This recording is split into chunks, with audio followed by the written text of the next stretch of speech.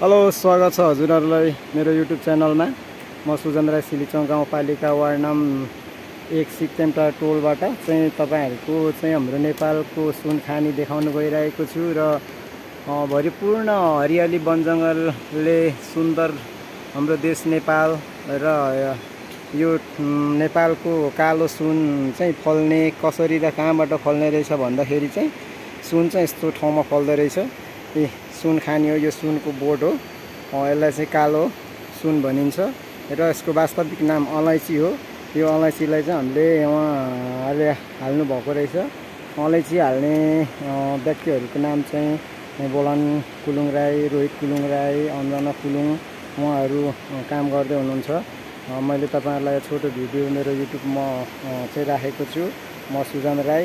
म चाहिँ आज फर्स्टचोटि यहाँनिर उहाँहरूको बगानमा रोजगारको सिलसिला र अलिकति यो ठाउँहरुलाई हेर्नु मन लागेर पनि यहाँनिर आएको छु। गाइजहरु सब्स्क्राइब, लाइक, कमेन्टहरु गरिदिनु होला। यस्तै छ नेपालको धन, हरियो वन, खोला नाला, भिर पाखा पखेराहरु। गाइजहरु यस्तो यस्तो ठाउँहरु छ। सबैले हेरेर साथ सपोर्ट गरिदिनु होला अवश्य पनि भन्ने एउटा आशा राखेको छु।